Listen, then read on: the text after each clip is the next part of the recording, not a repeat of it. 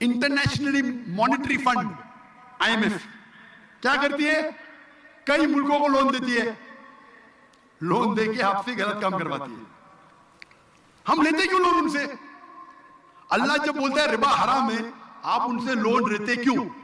आप उनसे अगर लोन लेंगे रिबा पे, अल्लाह ताला आपकी मदद नहीं करेगा। पाकिस्तान में बाकायदा शरई निजाम होना चाहिए, जो चोरी करे उसके हाथ काट दो। पाकिस्तान में सूद तो बिल्कुल नहीं होना चाहिए। हम फिर क्यों IMF के पास जाते हैं सूद लेने? अल्लाह से ज्यादा पैसे से मोहब्बत है, तो हम खुद मुसलमान मुल्क जाते हैं यहूद के पास। ये किस तरह की पाकिस्तान की सोसाइटी की तरबियत हो रही है कि एक शख्स आके सारी की सारी फंडामेंटल्स ही पाकिस्तान की बदल रहा है कि वो पाकिस्तान के ऊपर हमला कर रहे हैं वो स्टेट गेस्ट। उसके पाकिस्तान आने से सरकार की भी कचूमर निकल गया, इसका अपना भी कचूमर निकल गया, पब्लिक ने इसका बाजा बजा दिया है। डॉक्टर जाकिर नायक है या डॉक्टर जाकिर नलायक है? पहले बड़े मसले पाकिस्तान में चल रहे हैं, तो डॉक्टर साहब किस लाइन पे चल पड़े हो यार? लायकों वाली बात करो ना, नलायकों वाली बात ना करो। कि वहाँ पे औरतों की तादाद ज़्यादा है, 42 लाख औरतें जो हैं वो फारिग हैं, तो अगर वो दूसरे मर्द से शादी नहीं करती या मर्द से शादी नहीं करती जो शादीशुदा है, तो फिर वो या वो बाजारी हो जाती हैं, public property. Is this the kind of language कि जो एक तबलीग करने वाला करेगा? इसकी पुतला जलाया जा रहा है कराची में और पाकिस्तान में जगह जगह पे, इसको गालियां पड़ रही हैं।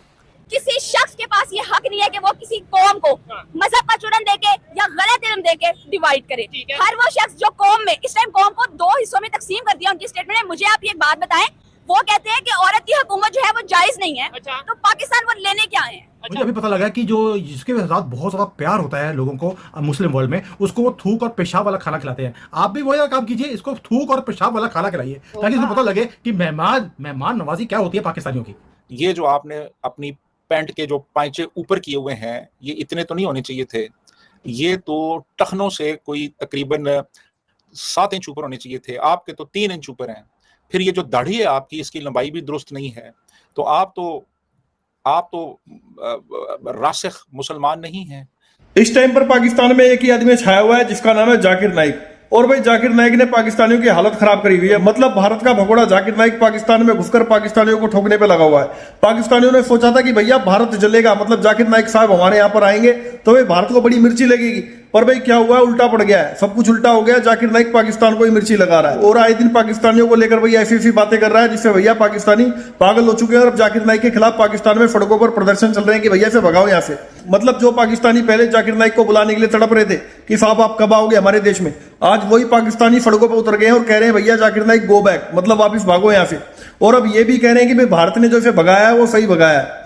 मतलब यार जाकिर नाइक ने ऐसे पाकिस्तानियों की नाक में दम कर दिया है। तो पाकिस्तानियों को समझ में आ रहा है कि जो इसके साथ में भारत में हुआ है वो सब कुछ सही हुआ है। और इसको जो इस्लामिक देशों ने, मतलब कई सारे इस्लामिक देशों ने इसको जो बैन किया हुआ है वो भी सही है। और पाकिस्तानी अपनी सरकार से गुहार लगा रहे हैं कि भैया तुम भी इसको बैन करो, मतलब ऐसा आदमी पाकिस्तान में दोबारा आना जाए। तो अब जाकिर नाइक ने पाकिस्तानियों को लेकर यह कह दिया कि भैया जो सारे पाकिस्तानी है सारे के सारे भाई जहन्नुम में जाएंगे। मतलब कोई भी पाकिस्तानी भाई जन्नती नहीं है, सारे के सारे जहन्नुम में जाएंगे और जहन्नुम की आग में झोंके जाएंगे। क्योंकि भाई पाकिस्तान क्या करता है, वो सबसे ज्यादा भीख मांगता है, IMF के पैरों में जाके गिरता है। और IMF जो है वो यहूदी है और यहूदियों से कुछ भी लेना, भीख मांगना भैया ये एक गुनाह है।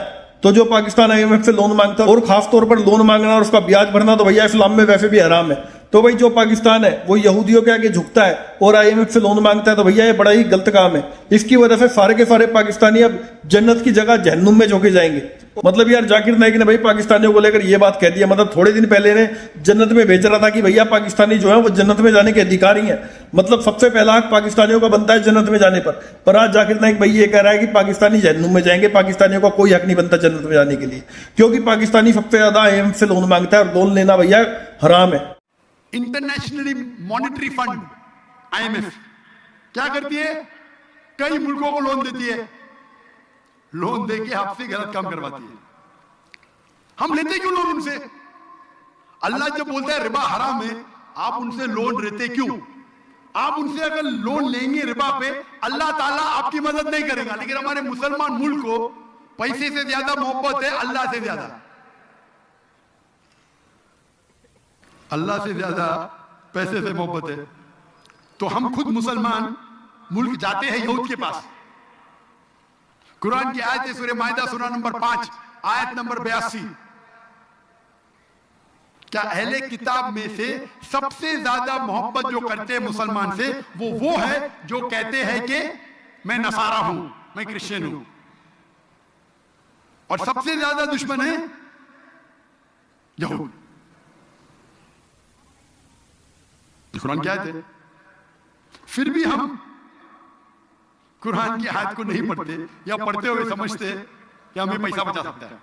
तो ये इंटरेस्ट के जरिए वो सारे इंसानों को अपने चुंगल में गिरफ्त करना चाहते हैं। हम तिजारत करते तो बैंक से लोन लेंगे, लोन ले लेंगे तो क्या होगा, क्या मर जाएंगे। पाकिस्तान की सरकार ने, आर्मी ने डॉक्टर जाकिर नाइक को दावत दी पाकिस्तान आने की। उसके पाकिस्तान आने से सरकार की भी कचूमर निकल गया, इसका अपना भी कचूमर निकल गया, पब्लिक ने इसका बाजा बजा दिया है। वो सोच भी नहीं सकता था कि ऐसे सवालात होंगे। और मैंने पहले ही कहा था आपको कि देवबंदी है, बरेलवियों के मुल्क में आ रहा है। अभी मुझे किसी ने वीडियो भेजी कि इसकी पुतला जलाया जा रहा है कराची में और पाकिस्तान में जगह जगह पे इसको गालियाँ पड़ रही हैं।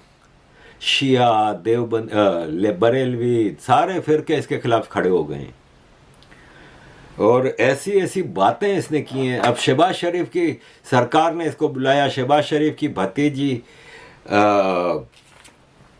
चीफ मिनिस्टर है पंजाब की, तो ये कहते हैं कि ये क्या मर्द मर गए हैं। नवाज शरीफ की बेटी मरियम नवाज को प्राइम चीफ मिनिस्टर बनाया हुआ है। औरत की लीडरशिप हराम है। मतलब आप ये देखें कि हराम हराम हर चीज़ कर रहा है ना। ये कह रहा है कि मैंने जब आ रहा था तो मेरे पास 1000 किलो का सामान था, तो मैंने PIA वालों को फ़ोन किया, PIA की चीफ को, कि मेरा 1000 किलो का सामान है। तो उसने कहा कि मैं आपको आधा माफ़ कर देता हूँ, आधे का आप पैसे भर दें। कहता ये कैसे हो सकता है, मैं स्टेट गेस्ट हूँ। अबे चोरी है, चोरी करने के लिए तुम उसको भी मजबूर कर रहे थे और तुम भी चोरी करने का कह रहे थे। किसी शख्स के पास ये हक नहीं है कि वो किसी कौम को मजहब का चुनन देके या गलत इल्म देके डिवाइड करे।